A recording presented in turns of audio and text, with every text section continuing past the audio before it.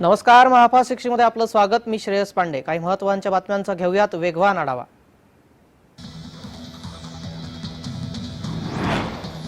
माजी पंतप्रधान अटल बिहारी वाजपेयी यांची आज 99वी जयंती आहे। या निमित्तानं देशभरातून वाजपेयी यांना आदरांजली वाहिली जात आहे। 25 डिसेंबर 1924 ला ग्वाल्हेर इथं त्यांचा जन्म झाला। भाजपाचे खंदे नेते आणि निशांत राजकारणी म्हणून त्यांची कारकीर्द गाजली।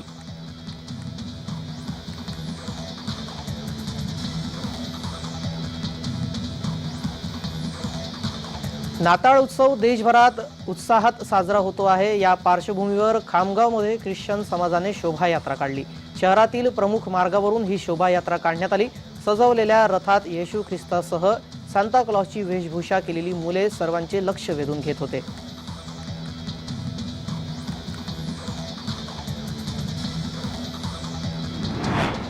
वसई तालुक्यातील नंदाखालच्या होली स्पिरिट चर्चमध्ये येशू जन्माच्या आधी कॅरल सिंगिंग करत मिसा विधी करण्यात आला।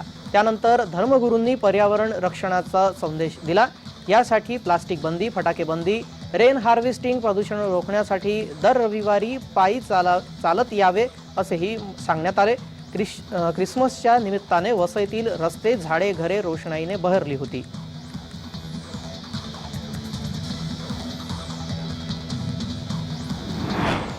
सिंधुदुर्ग जिल्ह्यातील सावंतवाडी येथील पोर्तुगीज कालीन सर्वात जुन्या चर्चमध्ये ख्रिसमस म्हणजेच येशू ख्रिस्त जन्मदिवस नाताळ हा सण उत्साहात साजरा होत आहे।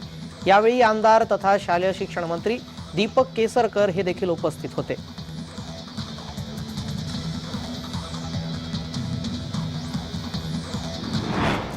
नाताळ निमित्ताने स्टोन आर्ट कलाकार सुमन दाभोलकर यांनी नाताळच्या शुभेच्छा देणारे स्टोन आर्ट साकारले आहे। नदीतील दगडांवर कोणताही संस्कार न करता केवळ रंगाची उधळण करीत स्टोन आर्ट कलाकार सुमन दाभोलकर स्टोन आर्ट साकारतात। सामाजिक भावनेतून ते अनेक विषयांवर स्टोन आर्ट साकारत असतात। त्याच पद्धतीने त्यांनी नाताळ सणानिमित्ताने ख्रिस्त बांधवांना शुभेच्छा देणारे सांता क्लॉज आणि ख्रिसमस ट्री अशी स्टोन आर्ट साकारली आहेत।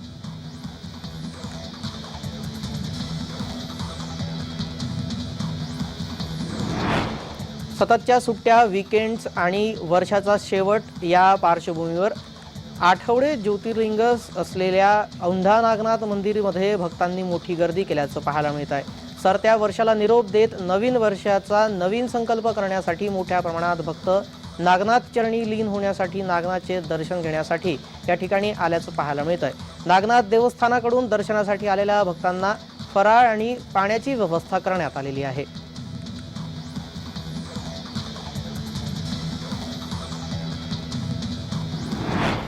नाताळ आणि श्री दत्त जयंती याच्या सलग सुट्ट्यांच्या पार्श्वभूमीवर श्री क्षेत्र तुळजापुरात दर्शनासाठी भाविकांनी मोठी गर्दी केली आहे। सुट्टीनिमित्त एका दिवसात जवळपास 1.5 लाख भाविक श्री तुळजाभवानी मातेच्या दर्शनासाठी तुळजापुरात पोहोचले आहेत। प्रशासनाकडून असा अंदाज वर्तवण्यात येतो आहे।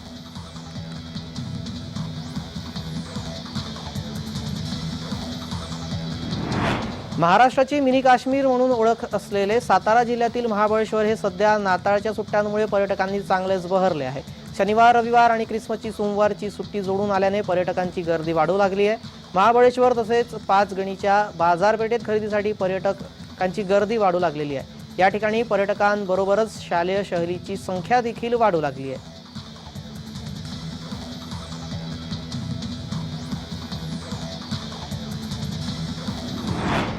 सलग सुट्ट्यांचा आनंद लुटण्यासाठी देशभरातील पर्यटक कोकणातील समुद्रकिनारे, गडकिल्ले, मंदिरांना भेट देत आहेत।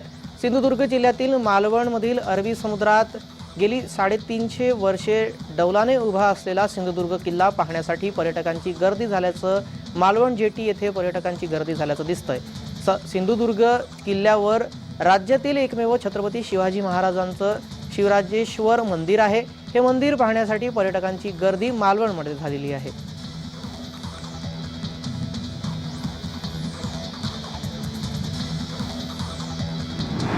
पंढरपूरमध्ये सध्या धार्मिक कार्यक्रमांची रेलचेल आहे। पंढरपूर रसकथा आणि शिवमहापुराण कथा अशा 2 धार्मिक कार्यक्रमांसाठी भाविकांची गर्दी होत आहे।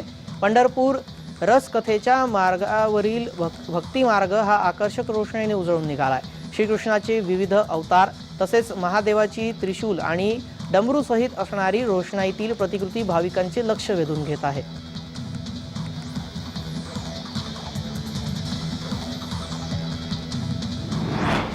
नाशिक जिल्ह्यातील निफाडमध्ये तापमानाचा पारा घसरलाय। निफाडमध्ये 8.7 अंशावर तर नाशिक शहरात 12.5 अंश सेल्सिअस तापमानाची नोंद करण्यात आली आहे। निफाडमध्ये यंदाच्या मोसमातील निच्चांकित तापमानाची नोंद झाली आहे। गेल्या 2 दिवसांपासून हवेत प्रचंड गारवा निर्माण झालाय।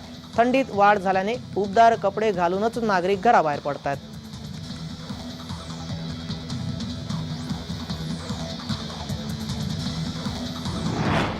आशियाई देशांमध्ये श्वसनासंबंधी आजारांमध्ये वाढ होत असल्याने जागतिक आरोग्य संघटनेने संबंधित देशांना निरीक्षण वाढवण्याचा सल्ला दिलाय।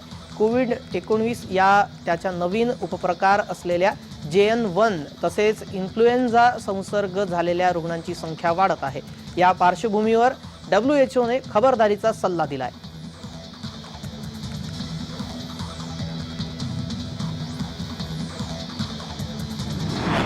पुण्यात आता कोरोनाच्या नव्या व्हेरियंटने शिरकाव केलेला आहे। कोरोनाचा नवा व्हेरियंट JN1 चे 3 रुग्ण आढळलेले आहेत। त्यात पुणे महापालिका हद्दीतील 2 तर पुणे ग्रामीण परिसरातील 1चा समावेश आहे।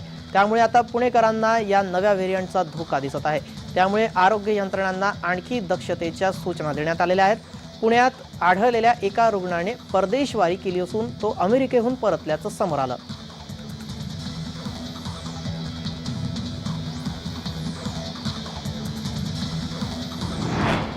कोरोनाच्या नव्या व्हेरियंटने ठाणेकरांचं टेन्शन वाढवलेलं आहे। एकाच दिवसात 5 रुग्णांची नोंद, एकूण कोरोना रुग्णसंख्या आता 28 वर जाऊन पोहोचली आहे।